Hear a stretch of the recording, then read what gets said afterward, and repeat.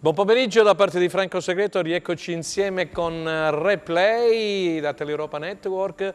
Siamo arrivati al 26 aprile 2021, il Crotone ha vinto per 4-3 sabato pomeriggio, una bella vittoria, ne parleremo poi nella parte finale con la collega Claudia Berlingeri.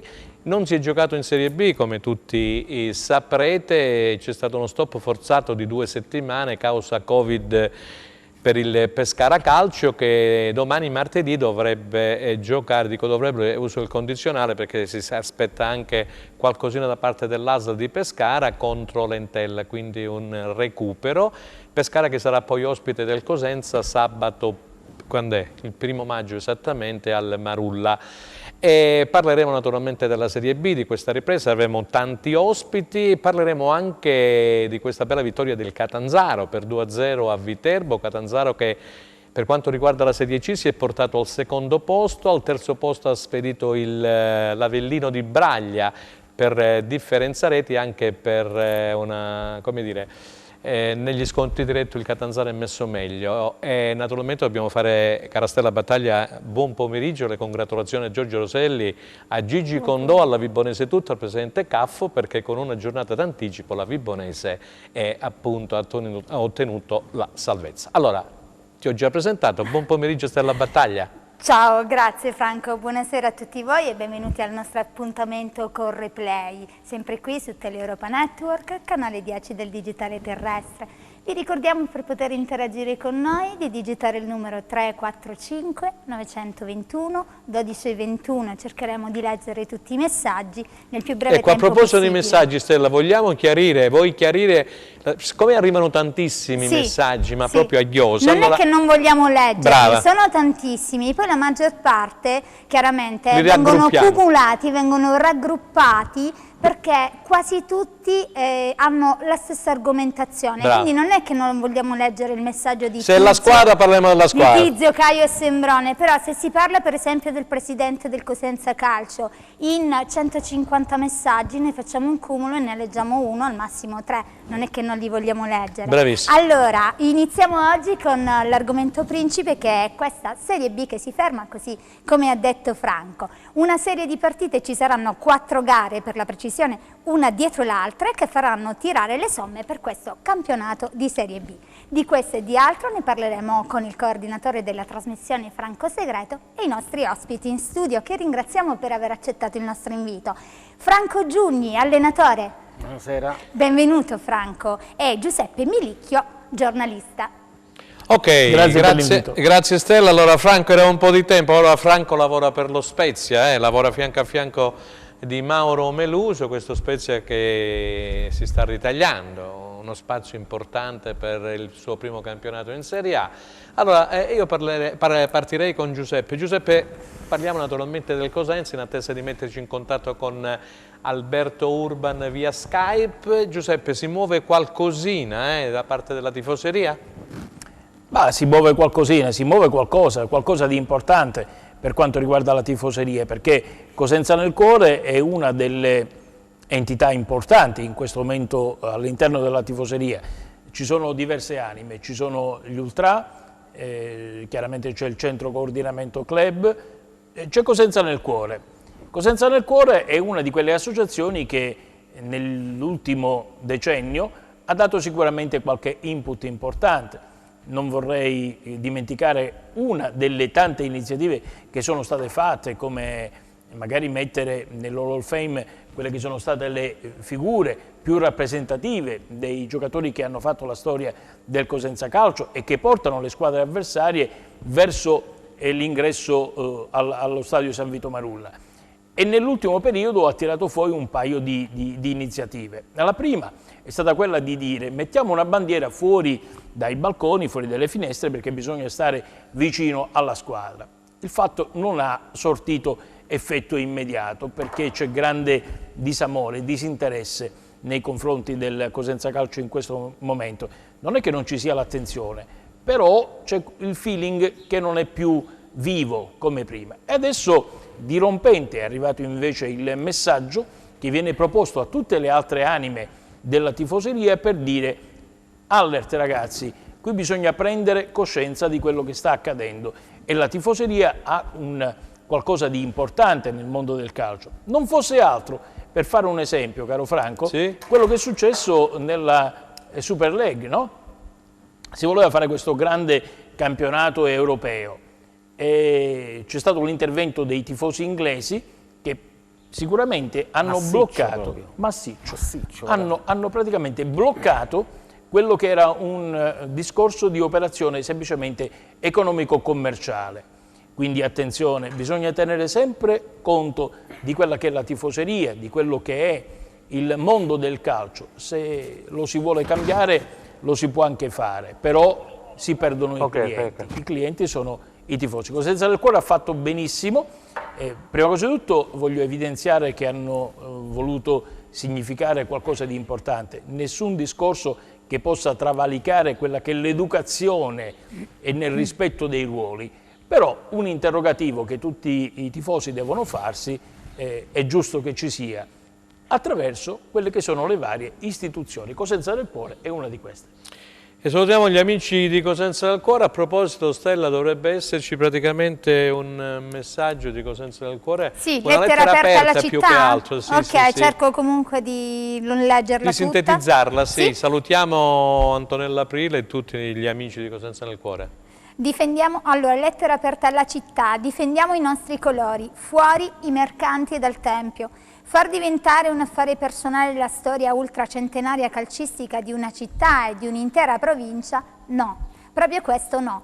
Le varie anime della tifoseria, ognuno a suo modo e con i suoi mezzi, hanno cercato sempre un canale di dialogo con il Presidente, presentando progetti per costruire qualcosa di importante, inclusivi e integranti, senza mai però ottenere risposte, ma solo indifferenza. Non si sono mai chiesti ingenti investimenti. I 4 milioni gestiti ogni anno del resto potrebbero essere più che sufficienti per conservare la cadetteria, ma quello che difetta è l'assoluta inadeguatezza, anzi la totale assenza di una benché minima organizzazione. È arrivato il momento di fare fronte unico, di far capire al signore di Lamezia, senza mai trascendere in atti violenti, che se la sua volontà è quella di continuare a gestire come un giocattolo una società di calcio che il calcio vero lo ha vissuto e lo conosce bene, può dedicarsi, finendo di infangare la lunga cultura, può dedicarsi tranquillamente ad un altro hobby. Riuniamoci, incontriamoci e decidiamo il mezzo migliore, uniti per difendere i nostri colori. Associazione Cosenza nel Cuore. Grazie, grazie Stella. Io vedo nel frattempo Albertino Urban. Alberto, buon pomeriggio, grazie per essere con noi. Ciao, ciao. Grazie, allora Ciao, Alberto, hai sentito Cosenza nel Cuore, questa lettera aperta, ha parlato prima Giuseppe Milicchio, c'è pure mister Franco Giugno oggi pomeriggio con noi. Stiamo cercando un po' di capire quello che bolle in pentola. Tu da Cava dei Tirreni che idea ti sei fatto, caro Alberto? Ciao Giuseppe, ciao Franco. Ciao. È sempre un piacere vedervi. Ciao, ciao. Ma che idea mi sono fatto? Secondo me siamo arrivati al termine, è arrivato al termine il mandato di Guarascio, secondo me. Io dico mandato perché il Presidente deve solo gestire la squadra per gli anni che ha e deve lasciarla nei migliori dei modi alla città. Sappiamo che la squadra è sempre della città, dobbiamo ringraziare Guarascio che ha fatto anni, diciamo, belli, perché siamo arrivati in Serie B, per fortuna o per cosa ha sempre ottenuto i risultati, ma noi secondo me abbiamo bisogno di un Presidente che ama questa città. Il Presidente alla Pagliuso, il Presidente alla Giuseppe, a tanti Presidenti che abbiamo avuto, perché questa appartenenza la vogliono sentire anche i tifosi. I tifosi non si sentono di avere un presidente che ama questa città, e quindi io credo che adesso speriamo di raggiungere questa salvezza.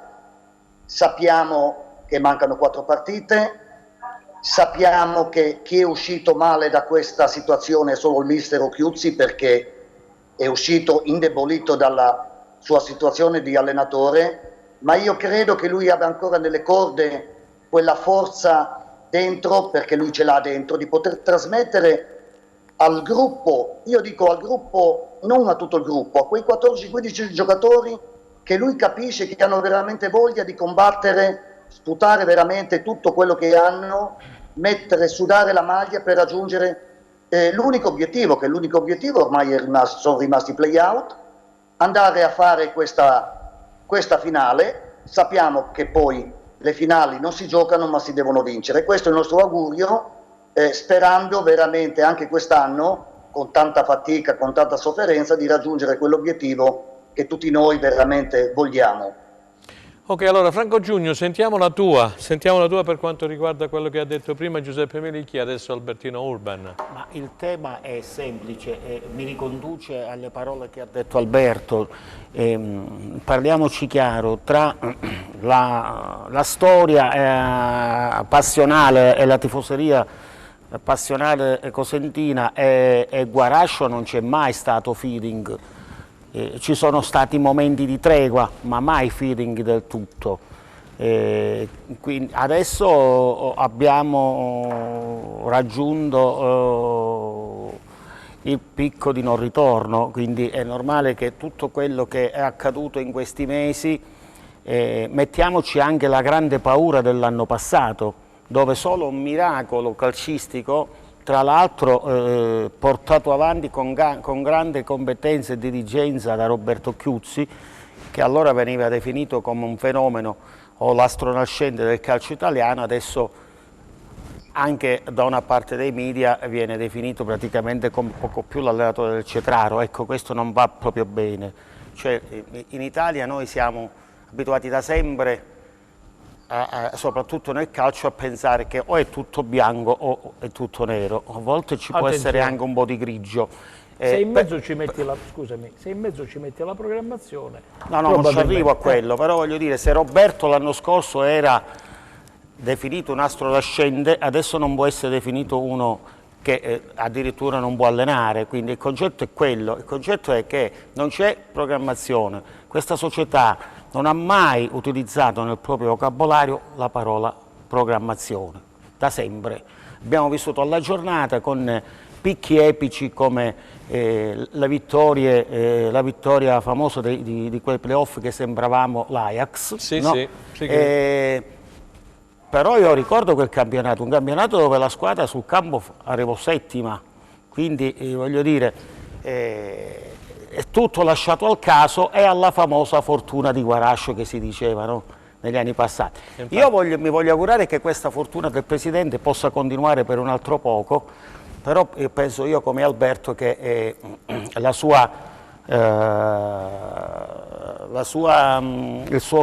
suo essere Presidente del Cosenza, la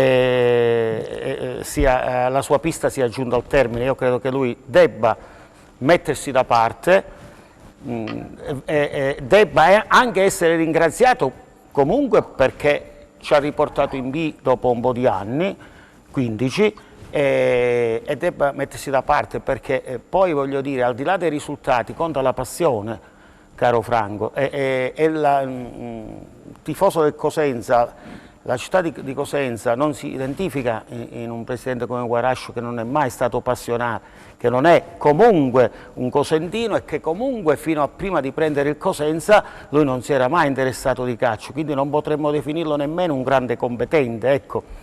Poi magari, ma vorrei aggiungere una se cosa, vogliamo, perdonami, chiudo, poi vogliamo andare a trovare tutte comunque le responsabilità. Alberto, tu sei sempre con noi, Alberto, non troveremo, magari nel proseguo della trasmissione andremo poi a vedere magari in percentuale di chi sono le responsabilità. Fammi aggiungere qualcosa da Giuseppe e poi vediamo. No, semplicemente un discorso aziendale, molto semplice. Vediamo intanto se ci sono dei messaggi. Scusami Stella, arriva qualche messaggio? Sì, certo, ne leggo qualcuno subito. Vai. Allora, caro Franco, ancora una figuraccia di Guarascio che pensa al nuovo DS anziché pensare di mettere in vendita la società. Sai se è vero che ci siano già acquirenti che aspettano solo la fine del campionato? Tu sai se è vero, Franco? No, a me non risulta. no, perché al momento no. Ci sono solamente dei rumors, basta così. Ok, per la salvezza diretta dovremmo fare almeno 10 punti, sperando che l'Ascoli perda tutte le rimanenti partite ed anche Reggiana e Pescara. Ancora messaggi, tutti uniti, Guarascio via da Cosenza subito, basso umiliazioni con lui, nessuno allo stadio. Cosenza merita solo rispetto. Si ripete sempre troppo spesso, zona Piano Lago, Rogliano, non si vede Ten, dicono purtroppo abbiamo forse qualche problema di linea. Cosenza in C e 3 calabresi in B l'anno prossimo, praticamente mancheremo solo noi. Grazie Presidente, direttore sportivo, allenatori e giocatori per questa mortificante umiliazione. Se il Cosenza Calcio dovesse retrocedere malauguratamente, il Presidente Guarascio dovrà consegnare la società al sindaco di Cosenza per metterla in vendita. Ancora messaggi, Guarascio, dopo sono tanti tutti errori. sulla stessa fatica. Sì, tutto la stessa fase, anzi stanno scrivendo pure a me per quanto riguarda, abbiamo qualche problema tecnico, Stella. Cioè, la Sì, cosa purtroppo che viene di sì, più quindi cosa, i nostri tecnici, scusami Franco, stanno cercando di una cosa che viene di più all'occhio, come dicevi tu, riprendere cioè, in non mano c'è la più amore situazione. per la squadra. Il Cosentino ormai non ama più questa squadra che viene identificata nel Presidente. Questa è la verità. No, Sì, ama la purtroppo squadra ma non ama il Presidente, che sono due cose completamente diverse. Bravo, però allo stadio Però non non ci andrà più. riescono a seguire Allora, le partite come facevano prima, non c'è più la stessa ma passione. pure se non ci purtroppo. fosse il Covid allo stadio non andrebbe più nessuno. Giuseppe. Bravissimo, Quello è il sì. concetto, lo si evince bene dai messaggi. Cioè, Allora, Alberto, hai sentito, Hai sentito un po' quelli che sono No, i messaggi, il tenore dei Franco, messaggi? Franco c'ha ragione, come hanno ragione tutti. Noi abbiamo detto che dobbiamo ringraziarlo perché comunque ha fatto tanti anni a Cosenza, i risultati sono anche venuti, però noi qua dobbiamo programmare, ogni anno non si programma mai nulla. E voglio dire, abbiamo bisogno, come abbiamo detto, da presidente come Caratelli, Pagliuso, gente veramente passionale che poi hanno anche loro sbagliato per questo amore forte verso la città e verso la squadra, però la gente si identifica in questi. Non per forza deve rimanere un presidente se non è visto bene, anzi non è più amato, anzi quasi odiato, brutta parola da dire. Alberto, fermati un attimo, Alberto. Fermati, vediamo Giuseppe. Perché riduciamo invece il discorso a quello che è, diciamo, commercialmente, come si usa fare all'interno di un'azienda. Un'azienda ha un inizio, ha un trend che va in crescita, poi ha un momento di stasi e poi c'è il momento decisionale. E in quel momento decisionale che chi fa impresa e fa azienda ha due strade, quella di investire per fare il salto di qualità o quello di cedere. Ma questo è praticamente, se tu prendi un qualsiasi libro di economia aziendale, comincia e finisce così. Praticamente c'è l'inizio, io compro un prodotto, lo faccio crescere, poi a un certo punto, quando per un periodo io vendo caffè e tutti i giorni vendo 10 caffè, se non ne vendo 40, devo decidere che e non voglio investire, vuol dire che la mia azienda ha chiuso, allora devo cedere a qualcuno, monetizzare e chiaramente andare avanti. A questo punto il problema qual è? Che bisogna monetizzare, perché chi ha costruito alla fine vuole avere un beneficio, il rischio calcolato di cui abbiamo parlato. Sì, con Giuseppe abbiamo parlato tanto di rischio calcolato. Insomma, questo è il discorso, cioè non si può avere tutto e il contrario di tutto insieme. La passione è un discorso e l'economia aziendale del calcio è completamente un'altra cosa. Ok, allora non so chi abbiamo in linea. Buon pomeriggio. Buon pomeriggio. Mister Walter Novellino. Giuseppe, hai visto che bella sorpresa ho fatto anche a Mister Giugno? Grazie Sì. mister per aver accettato l'invito. Buon pomeriggio allora, stavamo parlando un po' di questo. L'ultima volta che ci siamo intravisti con Mister Novellino, io facevo la radiocronaca a Perugia e lui passava vicino, chiaramente ci fu uno sguardo tra entrambi perché lui sentiva che io facevo... Mister, grazie per aver accettato l'invito. Mi date il fermo immagine di Mister Novellino per cortesia, così lo faccio vedere un po' a chi ci segue da casa. Allora, grazie dicevo per aver accettato l'invito, mister. Allora, insomma, è stato lì ad un passo per arrivare a Cosenza la scorsa settimana. Poi le voglio chiedere qualcosina invece sulla volata finale. Ma sai, la possibilità c'era, però giustamente hanno proseguito con l'allenatore perché ha fatto anche tanto bene l'anno scorso. Io credo che la squadra purtroppo ha avuto delle difficoltà, ma non per questioni tecniche, ma più che altro per la pandemia che sappiamo tutti, no? Sì. E per gli infortuni, perché io credo che una squadra con quegli uomini che ha Cosenza poteva fare molto di più, sicuramente così, però hanno fatto, credo che il Cosenza alla fine può riuscire un attimino su un'impresa che è un'impresa, ecco. È un'impresa, mister, questo le volevo chiedere, questa situazione, domani ci sarà da recuperare la partita tra Pescara ed Entella, l'Ascoli che ha 5 punti in più, il Cosenza dovrà cercare di fare di tutto per arrivare ad un play-out, insomma. Come ha detto lei, insomma, io credo che le difficoltà ci sono, ma io sono convinto che la squadra ha gli uomini giusti per poter ribaltare qualsiasi risultato. È chiaro che, come abbiamo detto, sì, ci sono delle difficoltà, ma sono convinto che, ecco, bisogna lottare, la squadra viene da 3 sconfitte di seguito, io sono convinto che sono consapevole che la squadra deve fare un'impresa importante, ecco, per una città importante come Cosenza. Ho capito. C'è Giuseppe Milicchio qui che Sì, di Ionica Radio, la radio in esclusiva la domanda nasce spontanea. del Cosenza. La domanda nasce spontanea. Prego Giuseppe. Se lei avesse accettato e in questo momento fosse stato l'allenatore del Cosenza Calcio, quale sarebbe stato il suo pensiero rispetto a queste ultime partite? Io credo che non è corretto quello che posso dire, no? Perché c'è un allenatore che sta facendo un lavoro importante, ha bisogno di serenità, ha bisogno di compattezza del gruppo. Io sono convinto che ricompattando il gruppo deve essere consapevole della situazione che è attualmente in classifica, coinvolgerli tutti, sono convinto che l'allenatore lo farà sicuramente. Ecco. Mister, mi scrivono in tanti, lei ha avuto Trotta, no, ad Avellino, noi abbiamo visto, o meglio, non l'abbiamo ancora visto Trotta, il vero Trotta. Trotta è fortissimo. Ma cosa può avere questo ragazzo, mister? Lei lo conosce bene. Ma io credo che lui deve sentirsi importante, Tremolata è importante, gli esterni sono importanti, sono giocatori importanti. Io sono convinto che, ecco, in questo momento di difficoltà, con la loro esperienza sicuramente Trotta farà vedere le cose che sa fare. Ecco. Mister, per questa volata finale per quanto riguarda la bassa classifica cosa può dire? Tra Reggiana, Pescara, Cosenza, Ascoli, l'Ascoli, il suo Ascoli, vecchio Ascoli è messo, penso meglio, Ma devo dire che l'Ascoli si sta comportando bene, molto bene, è chiaro che, ecco, è un finale con grande difficoltà, con squadre che onestamente, io credo che, ecco, il Cosenza dovrebbe entrare nei play-out, quella è la cosa che mi auguro più presto possibile, no? Però bisogna fare i risultati. E devo dire che è molto difficile, molto difficile.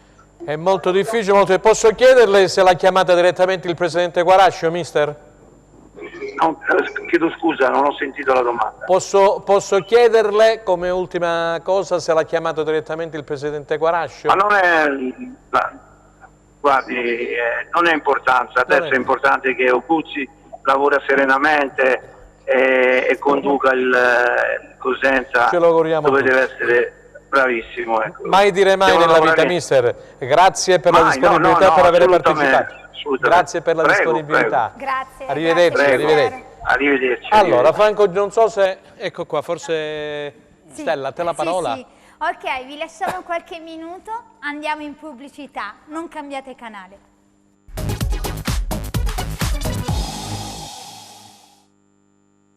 Ok, allora seconda parte di replay, abbiamo sentito Walter Novellino, insomma ha detto quello che si è sentito naturalmente di dire, ha detto quasi niente, Vabbè, che è una situazione molto difficile. Ha detto pochissimo. Sì, ha detto poco, è una situazione difficile, eccetera, eccetera, però Franco Giugno voleva dire qualcosina, voleva aggiungere qualcosa. No? Certo, gli ho chiesto di Trotta, hai visto che cosa ha detto? No, voglio aggiungere qualcosa perché... mi sono sembrate un attimino ambigue le dichiarazioni di Novellino, dicendo che bisogna lasciare in pace Roberto che deve lavorare perché Roberto è bravo, così.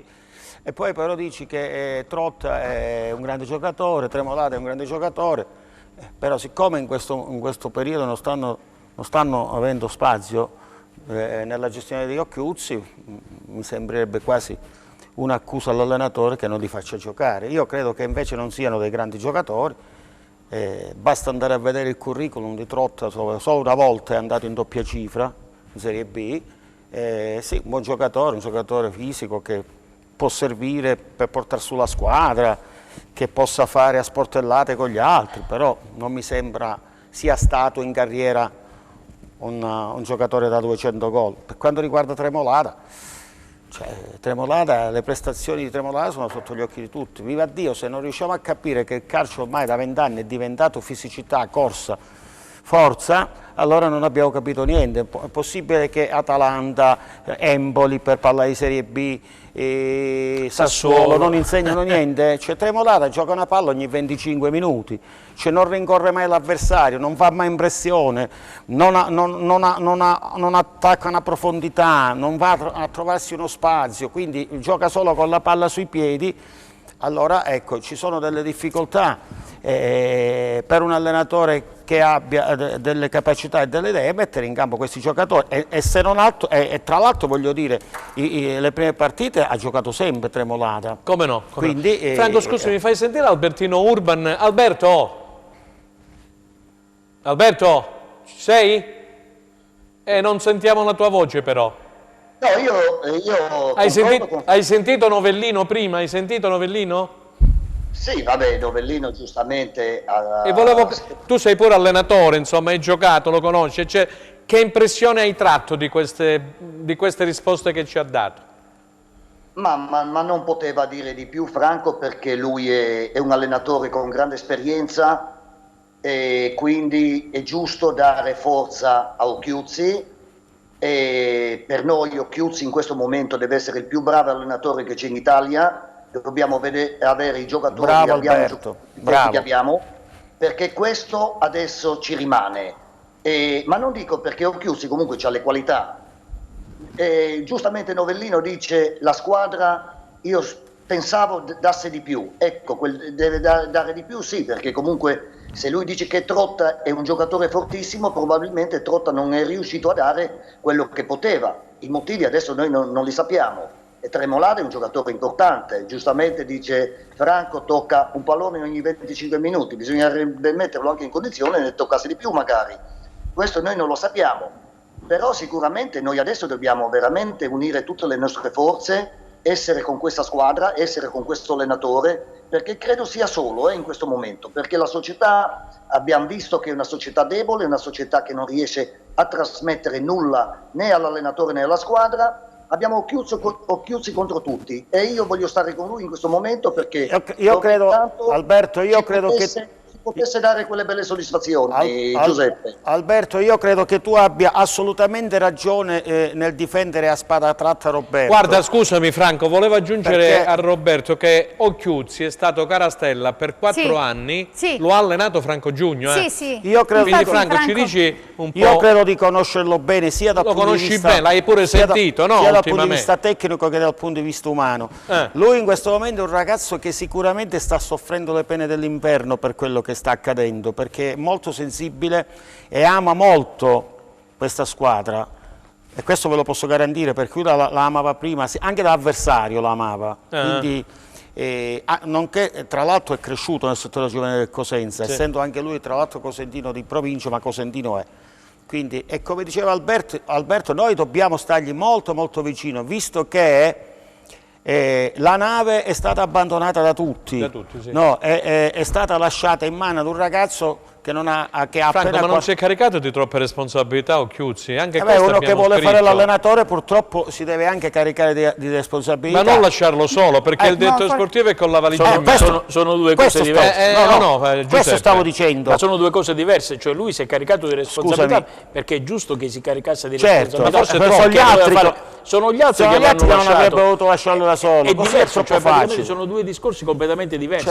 Cioè lui è giusto che se tu gli dai una panchina di Serie B, è chiaro che lui che cosa ti può dire? No, però scusami, fammi vabbè, Giuseppe, non penso che debba dire io non la voglio, però doveva farsi l'esame di coscienza per capire se effettivamente riusciva a portarla avanti, o sbaglio? No, assolutamente, ma non è in questa maniera, forse Franco fa la sintesi. Lui non ha preso però aspetta, non ha preso voi ne state parlando come se Occhiuzzi avesse preso la squadra quest'anno. Occhiuzzi ha preso la squadra l'anno scorso, una squadra già retrocessa, e in 10 partite ha totalizzato 22 punti. Cioè, l'anno scorso se era un campione, fatemi capire perché adesso non può essere un buon allenatore. Qualcuno me lo spieghi. La verità è un'altra, quella che ha detto Giuseppe e Franco. Qual è la tua verità, Franco? Tu da allenatore, ecco, te lo dico io mi sono trovato in queste situazioni, vi posso garantire che non è semplice. Essere lasciato solo, in balia delle onde, cioè il presidente si defila, il direttore sportivo, io non so nemmeno come opera. No, è troppo facile dire abbiamo preso i giocatori a gennaio. Che giocatori abbiamo preso? Quelli che sono arrivati sono 2 rotti che non hanno mai giocato. Franco, qui... Gli altri sono sotto rendimento che non se ne può proprio parlare. Franco, allora perché gli altri non si assumono le proprie responsabilità? Che cercano tutti di rifilarsi lasciando in mano un ragazzo di 40 anni che non ha esperienza e che comunque vi posso garantire che ha le spalle abbastanza larghe, no, per prendersi queste responsabilità. Stella, vai. Sì, no, scusami, a proposito di Trinchera che ha menzionato Franco. Giuseppe, perdonami, è ormai Trinchera con la valigia in mano, così come ha detto Franco metaforicamente parlando. In caso di salvezza, secondo te, potrebbe ritornare sui propri passi il direttore? Che bella domanda. Allora, qua prima cosa di tutto bisogna... Noi parliamo, però non abbiamo mai... Giuseppe, ti interrompo un attimo, perché tu sei sempre fuori casa con la tua radio, no? Trinchera è sempre al fianco, voglio dire, di Occhiuzzi in panchina, eccetera. Ma che ambiente noti tu? Come ha detto lui, un ambiente che ha staccato la spina, un ambiente che cerca come l'anno scorso praticamente di rimettersi in carreggiato, secondo te non c'è più niente da fare? Allora, è triste. Io ti posso raccontare... Come triste Venezia, insomma. Io ti posso raccontare quelle che come sono è stata triste. Le mie esperienze quando sono fuori casa. Quando arrivo al tornello o a prendere l'accredito, ti guardano in modo un po' stranito, cioè sei l'unico che arriva da Cosenza, no? Tipo, ma che ci sei venuto a fare se non ci sono, se non vedo la presenza di... Si guarda la lista, Cosenza, allora Giuseppe Milicchio, Ionica Radio, qualche persona accreditata, poi solitamente loro si aspettano una lista di persone che facciano parte dell'entourage della società, cioè di un gruppo, di un qualcosa che sostenga la squadra, di persone accreditate, cioè solitamente si ha il problema di accreditare tanta gente che vuole andare a vedere la partita. Noi siamo praticamente soli, anche noi ci sentiamo un po' lasciati soli a quello che è il nostro destino in questo campionato di Serie B. Noi non molliamo. Tu mi dicevi del direttore sportivo Trinchera. Trinchera sta lì perché fa il suo lavoro, il direttore sportivo fa il suo lavoro fino alla fine, sta insieme alla squadra e nell'ultima partita, quella di Pisa, si è anche sostituito ad Occhiuzzi in quello che è stato un dopo partita surreale, cioè perché va a parlare il direttore sportivo che a nostra conoscenza non è più nella prossima stagione il direttore sportivo del Cosenza. Perché va lui a dare delle giustificazioni e a parlare della partita? Sono delle situazioni che non trovano un modo logico e conseguenziale di quello che è un progetto. Vuol dire che il progetto in questo momento è pronto quasi per staccare la spina. Questo è il vero problema, perché Occhiuzzi non parla nel pre-partita e poi alla fine 2 settimane di seguito. Perché? Ci deve essere una giustificazione, allora ci si venga a dire è un motivo scaramantico, è un motivo per fare gruppo, non c'è un motivo. Nel dopo partita di Pisa non c'è un motivo. Ma scusami, posso interrompere? Prego. No, è bello proprio... Io volevo dire un'altra cosa, cioè, ma che logica c'è? Io parlo da uomo di calcio, no? Io avrei capito provare a cambiare l'allenatore a 10-12 domeniche dalla fine, no? Perché questa squadra comunque non è mai decollata, l'allenatore è stato sempre in bilico. Sì, ma tra l'altro, aspetta. Cioè, che senso ha? No. Ma nessuno ha detto che bisognava cambiare l'allenatore. Bravo, no, questo è una domanda che faccio a voi, poi la girate a chi sapete. Dico, che senso ha? Io avrei capito cambiare l'allenatore a 12 domeniche dalla conclusione. La squadra comunque sono 13 partite che nei play-out, quindi avrei cambiato 13 partite fa. Allora, ma nessuno l'ha detto. No. E anche Novellino, su domanda di Franco Segreto, non ha detto chi lo ha contattato. Vabbè, ma qualcuno l'avrà contattato. Ho capito. Cioè, a 4 domeniche alla conclusione. La società del Cosenza Calcio non ha mai messo... Delegittimare un allenatore per 3 giorni, Ma è che non delegittimato lo da che hanno cosa? fatto nemmeno recare allo stadio per fare allenamento. Delegittimare un allenatore per 3 giorni, pensando di prenderne un altro a 4 domeniche dalla conclusione, no, per poi reintegrare di nuovo l'allenatore perché non si è raggiunto forse un fantomatico accordo economico, non lo so, di idee, questo non lo so. Che senso ha? Abbiamo l'esempio del Crotone, caro Giuseppe, che cacciare Stroppa, no, con una squadra zero retrocessa, ma questo è il problema. Che senso ha? Ma questo Eppure è il problema. quello l'hanno fatto a 12 partite. Ma questo fine, è il problema. 4. Questo è il problema di una società che non è una società, che è una proprietà. E il presidente Guarascio fa tutto in prima persona e quindi le decisioni che sono state prese sono state o prese da Vediamo da se abbiamo l'altra telefonata, persone, vediamo un attimino. oppure direttamente da Guarascio. E quello il sottile, no? Il pensiero che bisogna cercare di far capire. Infatti, chi ha fatto queste decisioni? Bravo, il presidente bravo Guarascio Giuseppe, sì. o qualcuno che gli sta vicino? Cioè, non credo che siete stati voi dalla stampa ad inventarvi che No, io ho aspettato a cambiare allenatore. No, io ho aspettato semplicemente il pullman fino a mezzanotte per tornare a Cosenza da Pisa, quindi non penso che sia stato io. Ah, c'è Alberto che forse ce l'ha con Giuseppe. Non lo so se è Alberto oppure No, il direttore volevo- Martino. No, è Pronto? Alberto. Alberto, dimmi. No, volevo dire, era Giuseppe, Alberto. no, l'altra settimana abbiamo sfogliato San Margherita, chiusi sì o chiusi no, Novellino sì, Novellino no, ma un comunicato stampa forte per Non dargli esiste, forza Non esiste, non veramente esiste, non all'atleta. esiste, non esiste. E dove c'è stato? Ecco perché dico che io chiusi da solo. Non c'è stato perché si può anche dire sì, abbiamo pensato, però poi abbiamo pensato bene di andare avanti con io chiusi perché io chiusi è il più bravo d'Italia. Questo volevo sentire dalla società io. Non che Occhiuzzi è rimasto perché non ha fatto la rescissione del contratto, perché Novellino voleva troppo. E sono queste le cose che mi preoccupano molto. Allora Occhiuzzi, quando io ho detto prima è solo contro tutti, è per questo che l'ho detto. Non ha avuto un comunicato. Se mi chiamano il direttore Martino dalla regia, poi Alberto lo facciamo stare qui, vediamo cosa ne pensa. Vabbè, Alberto ha ragione, giustamente, si ritrova solo senza una Eccolo risposta, qua. però dall'altra parte purtroppo non c'è mai risposta. non Buon pomeriggio intervengono. Stella, Gabriele Martino. Buon pomeriggio. Buon pomeriggio. Eccolo qua, c'è Alberto Urbane dall'altra parte via Skype, direttore, c'è Franco Giugni in studio insieme a Giuseppe Milicchio. Buonasera direttore. Tutti, il parterre di qualità. Direttore, Grazie, forse direttore. non ti sentiamo, avvicinati un po' al telefono, mi senti adesso? Io sì. Benissimo, allora stavamo parlando, abbiamo sentito anche Walter Novellino, stavamo parlando di questa situazione del Cosenza, eccetera, di questo finale per arrivare ad un play-out, insomma. Cosenza che ha 5 punti dall'Ascoli, direttore, come la inquadri questa situazione dopo 3 sconfitte consecutive?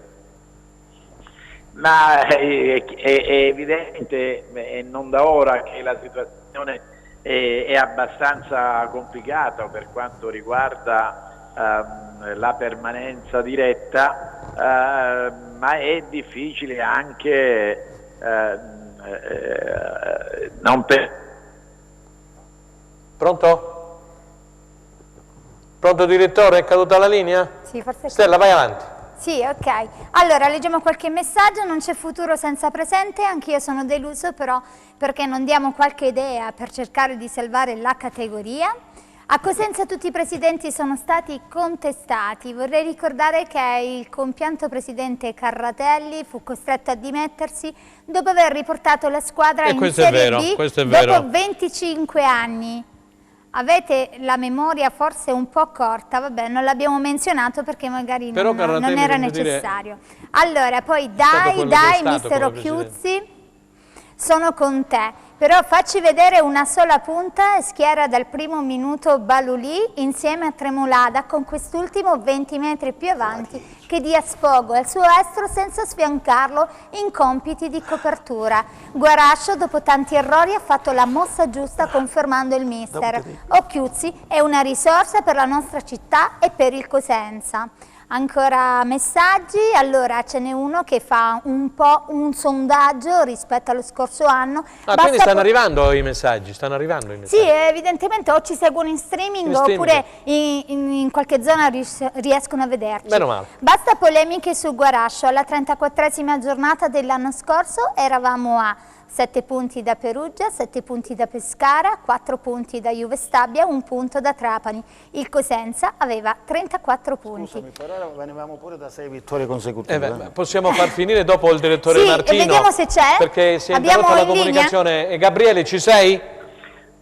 Eccoci. Allora, eccoci. dicevi che è difficile già la salvezza diretta, però insomma il Cosenza, mi pare di aver capito, si potrà giocare questi eventuali play-out se dovesse arrivare a ridurre il gap con l'Ascoli.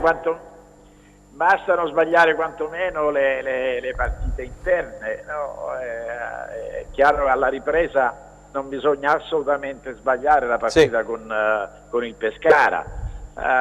Purtroppo anche quest'anno il Cosenza deve lottare a denti stretti fino all'ultimo minuto per cercare di evitare la retrocessione in Serie C.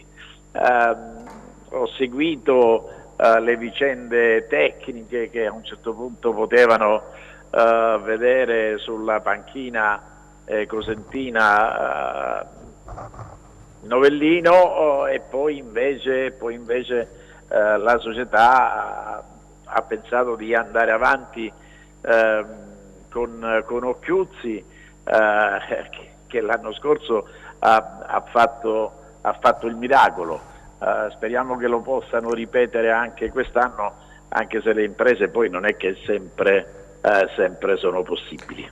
Direttore, dall'alto della tua esperienza con la Regina Sinaga in Bini hai passati tante, con la Lazio, col Catanzaro eccetera, ma questa squadra secondo te di cosa soffre, questo Cosenza che arriva ora a giocarsi dopo 15 giorni di stop forzato a causa Covid di Pescara e dopo 3 sconfitte consecutive? Se dopo quasi un campionato intero la squadra si trova in questa posizione di classifica, è evidente che è stata una squadra con delle lacune sul piano tecnico, sul piano tattico, proprio sul piano della qualità. Su questo non c'è dubbio. Non c'è dubbio alcuno. Sì, al di là poi delle risorse economiche che possano essere state investite o meno, però non credo che gli altri club abbiano fatto chissà quali spese folli. È evidente che, come dicevamo prima, che se dopo un intero campionato quasi la squadra si trova in questa bruttissima posizione in classifica, è evidente che ha delle lacune, forse di personalità, forse di esperienza, forse anche come dire, di capacità di reparti, soprattutto in quello difensivo. Certo è che si è sbagliato, è evidente.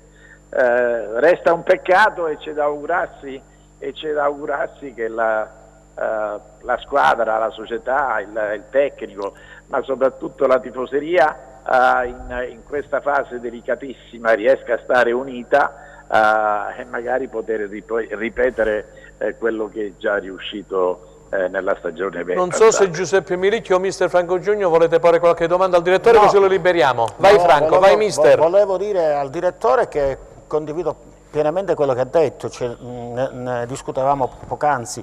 Questa è una squadra che è in difficoltà dal primo momento, non è in difficoltà da 10 partite. Essendo in difficoltà da più di 30 partite vuol dire che è una squadra che ha vistose lacune tecniche, io non direi nemmeno tattiche. Questa è una squadra dai valori tecnici modesti e se l'anno scorso Roberto è riuscito in qualche modo a fare un miracolo, dobbiamo anche ricordare che l'anno scorso l'organico annoverava giocatori importanti come Casasola, Rivière, Baez, Asensio, che non sono stati rimpiazzati assolutamente, perché chi doveva rimpiazzare Rivière, cioè Trotta, non ha mai giocato, non ha mai segnato. Addirittura era Petra. Bravo, sull'esterno eravamo fortissimi con Baez e Casasola, adesso sull'esterno la squadra è poco più che modesta. Poi attacchiamoci alla cabala sperando che anche quest'anno Chiuzzi riesca in queste ultime 4 partite quantomeno ad acciuffare per la coda alla finale play-out e poi speriamo che vada tutto bene. C'è un articolo qui, Franco, scusatemi, c'è un articolo, mi è arrivato in questo momento, saluto Pippo Gatto del centro di Pescara, dove dice Tessena stringerà i denti, Pescara avanti domani col 4-3-3, poi c'è un trafiletto, direttore, che Occhiuzzi interessa alla primavera della Roma. Tu che sei praticamente in questo mondo del calcio, hai notizie su questo discorso di Occhiuzzi che interessa la primavera della Roma? Ma io dopo, al di là che testimonia che il mister è una persona di qualità ed è forse anche adatto a guidare. E anche Ciccio Modesto, mi dicono in questo momento, per la panchina della primavera della Roma sono in due, dopo l'uscita del papà di De Rossi, Roberto Occhiuzzi / Ciccio Modesto. E quindi la Calabria tu Ciccio Modesto l'hai avuto pure, mi pare, a Reggio, no? La Calabria è in testa. È chiaro, insomma, che dopo 2 esperienze di Serie B ripartire da una primavera, seppur di grande blasone come quella della Roma, non so fino a quel punto potrebbe essere professionalmente un passo in avanti. Io dico che Occhiuzzi debba concentrarsi, e sicuramente lo farà. Sicuramente, soltanto sì. per questa fase finale che vede la città di Cosenza impegnata nella preziosissima permanenza in Serie B. Grazie direttore, grazie per essere stato con noi, poi ci risentiremo durante queste ultime 4 partite, perché come tutti i nostri telespettatori sanno si giocherà ogni 3 giorni, giorno 1, giorno 4, giorno 7 e giorno 10. Poi, buon proseguimento e in bocca al lupo. Grazie direttore. Viva il lupo, vai Stella. Sì, allora io ho 2 domande per Giuseppe. Prego. Allora Giuseppe, la matematica chiaramente non ha ancora condannato, come hai detto tu in precedenza, il Cosenza. Pertanto credo che la salvezza può essere ancora tra le mani della squadra. Tu cosa ne pensi? E un'altra domanda è questa. Secondo te c'è da fare i conti con una mancata programmazione? Cioè c'è confusione all'interno della società? Sono 2 domande carucce, carine. Sì. E poi facciamo rispondere Alberto Urbano pure. Sì, dai. Giuseppe, c'è confusione all'interno della società? E cosa ne pensi? Che in effetti quello che ho detto, la salvezza è ancora in mano al Cosenza? Allora, la salvezza è in mano al Cosenza, ma non solo, perché il Cosenza deve fare i suoi risultati, deve battere chiaramente il Pescara e magari sperare, ma non è soltanto in mano al Cosenza. Allora, cominciamo da domani, cominciamo a vedere che cosa succede in Pescara e in Tella. Bravo. Perché domani non è detto che il Pescara possa essere nelle condizioni di poter battere l'Entella, che da questo momento è già retrocesso, però è un problema di motivazione. Meglio. Attenzione, che l'Entella da oggi, cioè dalla scorsa settimana, è una squadra che è libera mentalmente. Perché? Perché il presidente Gozzi è intervenuto e ha fatto un discorso molto semplice. Ha mandato via Vivarini? Non è che ha mandato via Vivarini, ha liberato Vivarini. Ha liberato? Giuseppe, non c'è più sulla panchina. Sì, ma il discorso, voglio arrivare a un altro discorso. Cioè, ha mandato via Vivarini, lo ha liberato, sta programmando quello che è il prossimo campionato, ha preso l'allenatore del settore giovanile, lo ha messo lì e ha già messo un punto, ha detto il piano A è fallito, piano B. Cioè io non aspetto tra 4 settimane per vedere se Vivarini lo faccio stare qua. Io parto, faccio giocare i ragazzi del settore giovanile e chi vuole rimanere nel progetto che ci sarà nel prossimo campionato lo deve dimostrare in queste ultime partite. Poi vedremo. In ogni caso sarà una squadra libera mentalmente. Allora o c'è il retropensiero che tutti possono dire, bene, va lì e perde l'Entella. In vacanza magari. In vacanza. Attenzione! Che l'Entella domani va a giocarsi la sua partita, quindi se l'Entella fa il suo risultato... Perciò ti ho detto problemi di motivazione, Giuseppe. Ma la motivazione gliela dai quando gli hai dato una motivazione. La motivazione gliel'ha data il presidente Gozzi, gli ha detto siamo in Serie C. Vediamo chi può rimanere. Bravo, questa è la motivazione. E programmiamo il ritorno in B. Bravo, c'è già una motivazione. Il piano A e il piano B, hanno scelto il piano B. A Pescara domani con l'Entella hanno già un piano A e un piano B. Ma c'è il discorso Covid pure che inciderà. Tra l'altro c'è il discorso Covid. Se domani il Pescara non riesce a fare il risultato, è chiaro che a quel punto scattano le motivazioni quando arriveranno giorno 1, il 1° di maggio al San Vito Marulla. È lì che noi dobbiamo concentrarci, perché lì noi dobbiamo gestire bene queste 4 partite per ottenere il nostro massimo obiettivo, che non era stato mai preso in condizione primaria durante il corso di questo campionato. Cioè nessuno aveva detto, come ha detto invece il Presidente della Reggiana, noi puntiamo ai play-out. Noi abbiamo semplicemente pensato a questa asticella che doveva alzarsi e quindi noi siamo in discesa dal punto di vista mentale. Abbiamo screditato quello che è stata la figura del nostro allenatore, non abbiamo un direttore sportivo, quindi affidiamoci a quelle che sono le nostre capacità, ma anche a quello che sono i risultati che arrivano dagli altri campi. Chiudo con l'altra domanda, c'è confusione? Sì. Sì, c'è confusione. Sì, Sentiamo Alberto Urban e poi qualche messaggio. Vai Alberto, hai sentito Giuseppe? Sì, di confusione ce n'è tantissima, per questo io dicevo affidiamoci al mister e a quel gruppo di giocatori che vogliono andare in campo a lottare fino all'ultimo minuto.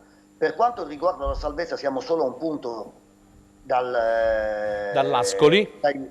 Diciamo dall'Ascoli per recuperare, mancano 4 partite, abbiamo 4 partite, voglio dire 2 in casa e 2 fuori, possiamo trovare un Empoli demotivato, possiamo andare a Pordenone a fare anche il risultato l'ultima, dunque dipende tanto da noi.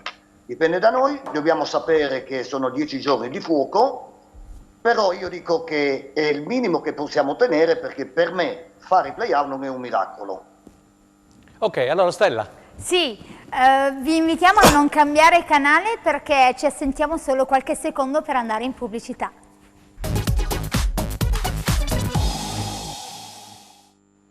Allora, eccoci qui con la terza ed ultima parte di Replay. Stella, facciamo rispondere ad Alberto Urban e poi ti do la linea per i messaggi che stanno arrivando. Alberto, stavi concludendo il tuo pensiero? Sulla confusione della società, Alberto. Vabbè, quello l'abbiamo detto più volte, sì. Però adesso dobbiamo mettere proprio in disparte queste cose qui perché ormai... Ma non c'è dubbio. Siamo senza presidente, siamo senza direttore sportivo, non c'è nessuno lì che crea questa armonia, questo momento importante per stare assieme e affrontare queste partite. Speriamo, voglio dire, nella forza della squadra, in questi, come detto prima, 13-14 giocatori, quelli che Occhiuzzi ritiene negli allenamenti che abbiano quella voglia, quel carattere, quella voglia di veramente sudare la maglia fino alla fine, anche meno bravi secondo me, perché queste partite sono partite veramente di forze di carattere più che tecniche o tattiche. Senti Alberto, un'ultima battuta, siccome ce lo chiedono in tanti perché poc'anzi c'è stato qualche problemuccio tecnico, su quello che ha detto Novellino poc'anzi, ti trovi d'accordo o no? Ma Novellino ha detto che secondo lui questa era una squadra che poteva fare di più. Io ho sempre detto che questa squadra doveva salvarsi senza passare dai play-out.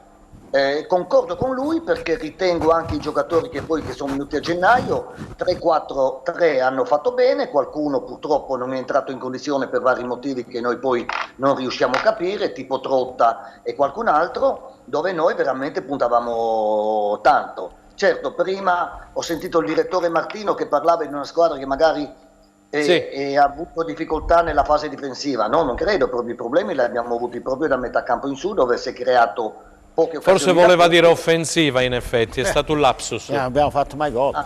Sì. Alberto, allora noi ti ringraziamo perché io ho il collegamento Skype con la collega di Gazzetta del Sud, Claudia Berlingeri da Crotone, ti ringraziamo, poi naturalmente ci risentiremo lunedì prossimo. Grazie Alberto. Grazie a te Franco, un abbraccio a tutti. Grazie per la partecipazione. Ciao. Stella, e poi Giuseppe ci deve lasciare, quindi se c'è qualcosina che può interessare Giuseppe. Sì, allora no, vabbè, leggo i messaggi e Giuseppe se deve andare via, magari va via adesso, non lo so. Giuseppe, allora tu devi salutare qualcuno, però mandami un messaggio, visto e considerato che insomma abbiamo parlato di Cosenza nel cuore, abbiamo avuto Novellino, abbiamo avuto il direttore Mandaci Martino. Delle novità, per favore. Dacci Giuseppe. Qualche notizia, vai via, ma mandaci che delle cosa novità. bolle in pentola, così ci lasci per impegni precedentemente assunti, magari con la bocca un po' dolce. Un po' dolce. Io dico che non è ancora finita.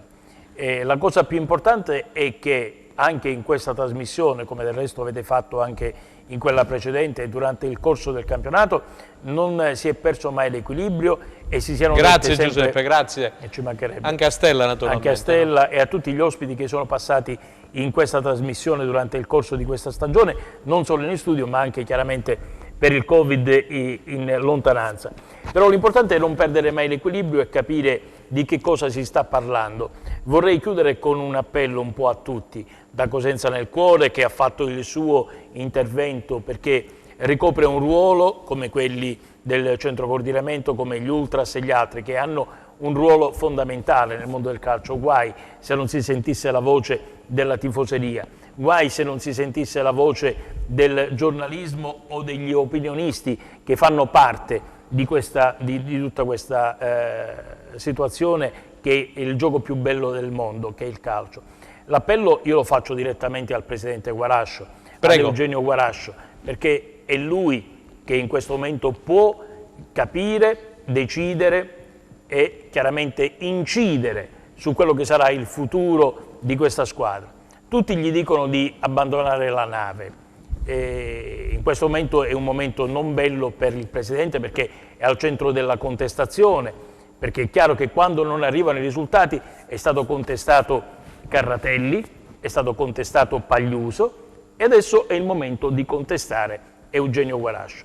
Però un attimo di riflessione Eugenio Guarascio lo deve fare per la sua azienda, per il Cosenza Calcio, che è la sua azienda in questo momento, e anche per un qualcosa che lui sta gestendo, che è il mondo del calcio a Cosenza. Quindi un attimo di riflessione, capire che cosa vuole fare da qui al prossimo futuro e comunicarlo, perché anche Draghi, che in questo momento è il Presidente del Consiglio italiano, è stato accusato di una mancanza di comunicazione. Guarascio deve comunicare. Giuseppe, scusami, allora ti chiedo una cortesia, 2 o 3 minuti, poi Franco resterà con noi.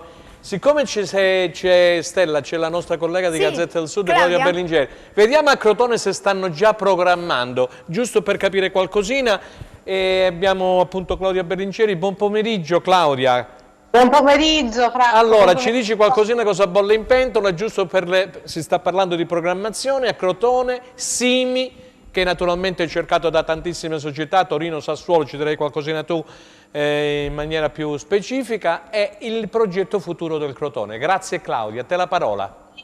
Sì, chiaramente Franco, qui si attende solo l'aritmetica retrocessione, perché insomma a 5 giornate dalla fine, la prossima sabato arriverà l'Inter, per cui insomma i giochi ormai purtroppo sono fatti. Purtroppo. Ecco, da questa stagione sicuramente la società ha molto da imparare, perché chiaramente quando si vince insomma, il merito va diviso tra il lavoro della società, quello del tecnico, dei calciatori, tra chi lavora dietro, ma nello stesso tempo quando si retrocede è la stessa identica cosa, le colpe sono da dividere.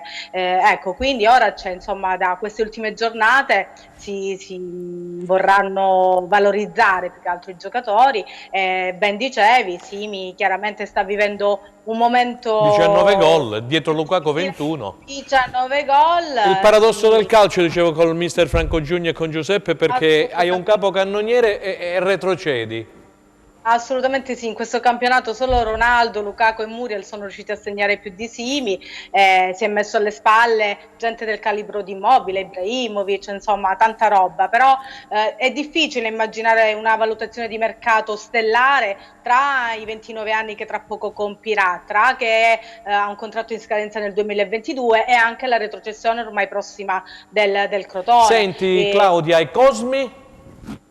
Cosmi si incontrerà a fine stagione con la società, insomma si valuterà il da fare, perché insomma, tu pensi possa restare? Ancora non è chiaro, io ti dico la mia, questa squadra... La tua che è importante, sulle pagine di Gazzetta del Sud.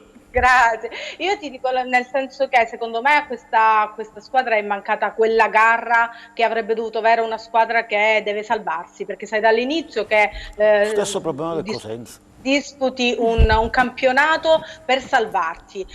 Con Stroppa è mancata quella grinta, quella cattiveria di arrivare primi sulle palle, soprattutto dal centrocampo in giù, che all'attacco non puoi dire nulla. Senti, c'è Franco Giugno, mister Franco Giugno, che vuole farti una domanda. Vai mister. No, era una constatazione. Cioè, una constatazione, questa è lo stesso problema. Non so se Giuseppe, che poi ci deve lasciare, farà la stessa cosa. Questo è lo stesso problema del Cosenza, una squadra che non ha quella caratteristica di un agonismo quasi esasperato per una squadra che si deve salvare. Il Crotone si somiglia molto a Cosenza da questo con la punto di differenza che il Crotone però i gol li fa e il Cosenza sì, no. però c'è sempre un equilibrio tra le due cose. Il Crotone ha preso 90 sì, gol, bravo, voglio ne dire, subisce tanti. Cioè, è troppo semplice giocare all'attacco se poi prendi 4 gol a partita. Giuseppe, vuoi dire qualcosa? Tu così ci lasci poi per impegni? No, vabbè, c'è poco da aggiungere sul campionato del Crotone. Io so quella che invece è la famiglia. E comunque chiedo scusa, Prego. la Serie A è un altro mondo. È un altro mondo, sì. Cioè, Serie A... tu lavori con lo Spezia, lo sappiamo. Basta vedere ogni anno tutte le squadre che vanno su, 2 su 3 ritornano giù. Cioè, la differenza tecnica tra la B e la A è abissale proprio. C'è un abisso. L'unico dispiacere per tutti gli amici di Crotone è quello che praticamente hanno non vissuto il campionato di Serie A. Bravo. Cioè praticamente hanno visto una favola in televisione. Ma poi loro sono molto sereni, Fra. Io conosco sia Raffaele che Gianni Vrenna. Ah, i Vrenna, sono molto sereni, loro sanno in partenza. Non c'è la fibrillazione che c'è a Cosenza, il Benevento, la Spal, queste squadre sanno in partenza che possono tornare giù. Il Crotone è sempre ripartito alla grande con grande organizzazione. Partirà per vincere il campionato il prossimo? Ma non lo so, ma sicuramente farà bene perché è una squadra forte, sana, economicamente molto organizzata dal punto di vista societario. Quindi in B non avranno problemi. Simi, ma avranno Rivière. Avranno Rivière sicuramente, avranno qualche altro attaccato. Dimmi Claudia, così ti lasciamo, dimmi. Proprio riguardando Simi sarà comunque un affare perché nel 2016 arrivò, il Crotone spese 850.000 euro per strapparlo alla Serie B portoghese, per cui insomma la speranza del club è quello di venderlo anche magari all'estero per aumentare la plusvalenza, quindi insomma vediamo un po', sarà un'estate molto calda. Claudia, io credo che l'uomo mercato del Crotone sarà invece Messias. Anche Messias ha 30 anni, per cui insomma anche lui... Ma per le notizie che ho io ha molte più richieste dalla Messias che Simi. Sì, assolutamente sì, e infatti anche... Ne parlano in tanto, anche ieri a Sky parlavano di Messias. Anche a gamba per giocare in A. È importante avere gamba per giocare. Ma non solo lui, anche Raezza, cioè paradossalmente la squadra che retrocederà come ultima della classe avrà un bel mercato perché insomma molti giocatori... Senti Claudia, rumors mi parlano di Spolli, c'hai 30 secondi, Spolli potrebbe arrivare a Crotone per fare cosa?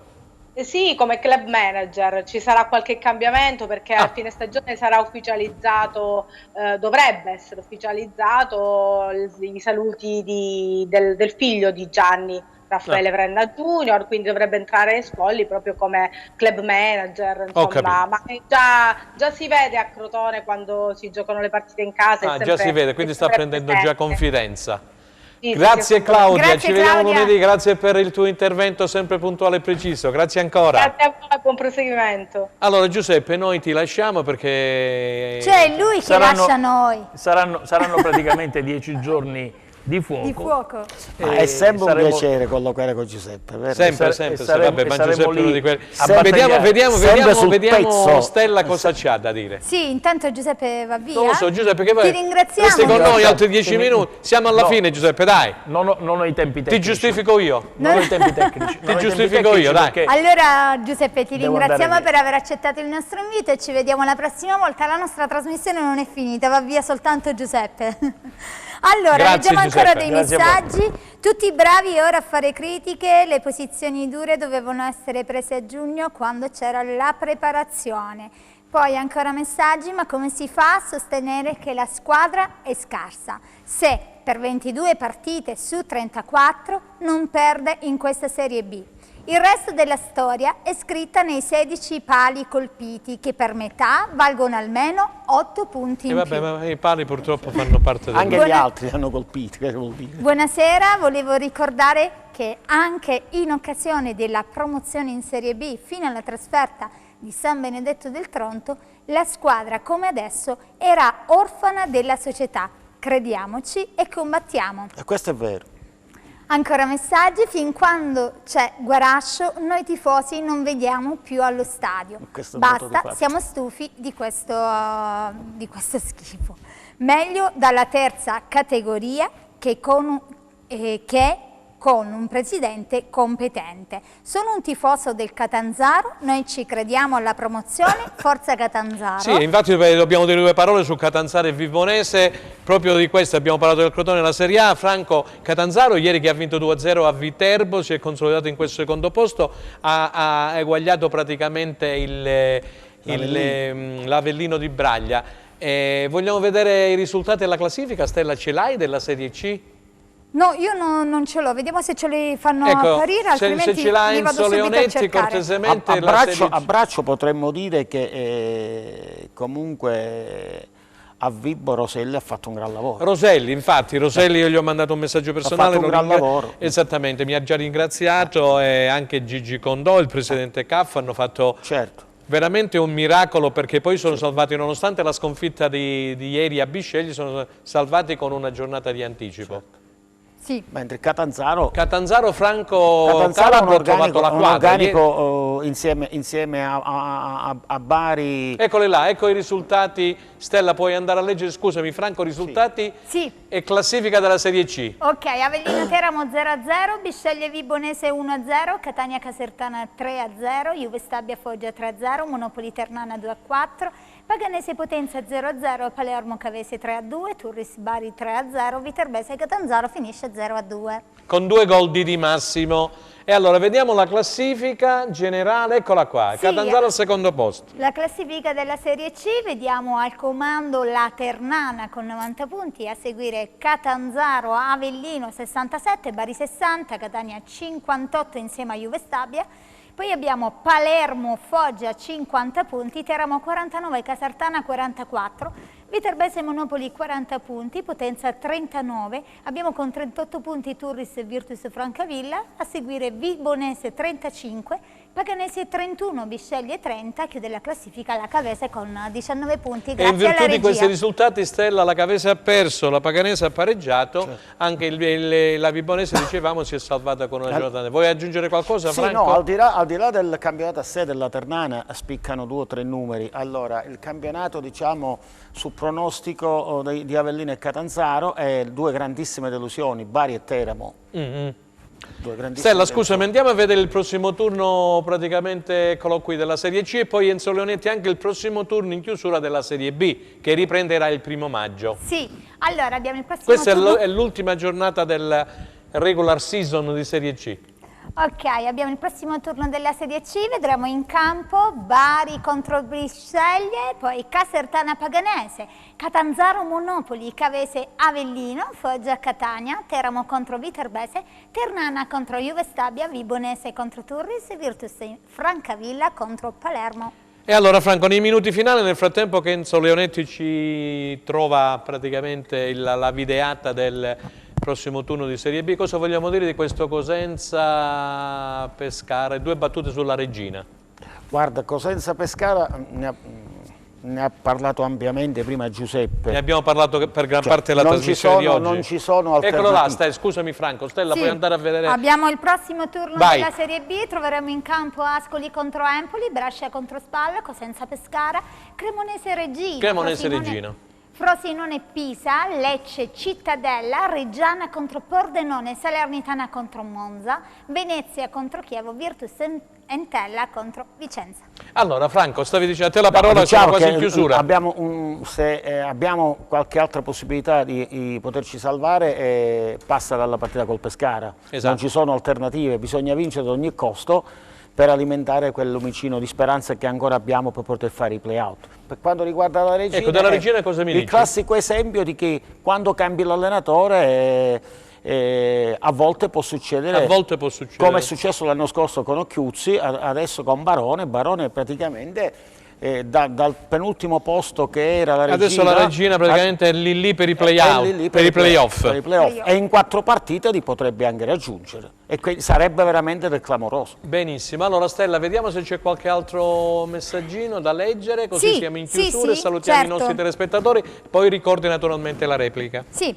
Allora, di questi presidenti non sappiamo cosa farne, forza Lupi, noi ci crediamo sempre.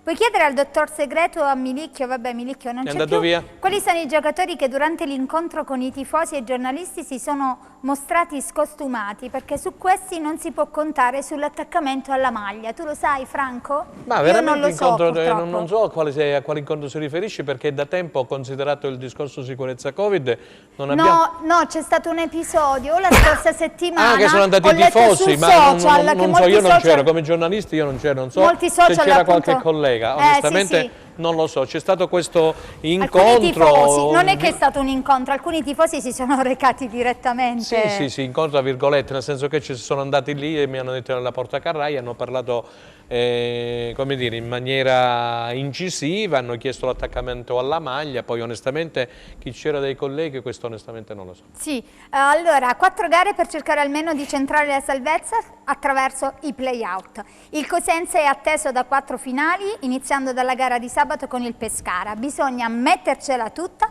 per mantenere una categoria che è orgoglio non solo per la città, ma anche e soprattutto per i tifosi e per tutti gli appassionati. È indubbio che poi alla fine si tireranno le somme, si capirà di chi è la colpa, però in queste 4 gare bisogna tirar fuori la grinta, gli attributi per riuscire in qualche modo a centrare la salvezza. Serve recuperare almeno una lunghezza sull'Ascoli per cercare di sperare nella sfida di play-out. Guardandosi comunque alle spalle, perché il Pescara giocherà domani contro la Virtus Entella. Sì, il recupero. Sì, certamente serve fare il risultato tanto in casa propria e poi guardare cosa fanno le altre sugli altri campi. Ok Franco, io volevo chiederti una cosa, considerato che ci scriveranno in tanti che il Cosenza avrà un po' un centrocampo da rivedere, Chiuzzi si trova anche in difficoltà perché Gerbo è infortunato e spera di recuperarlo per un'eventuale panchina, non c'è Petrucci, io credo che l'assenza più pesante sia quella di Petrucci. L'assenza di Petrucci. Sciaudone purtroppo è stato squalificato perché era in diffida, ha beccato il giallo a Pisa, quindi gli unici di ruolo sono rimasti Conè e Ba.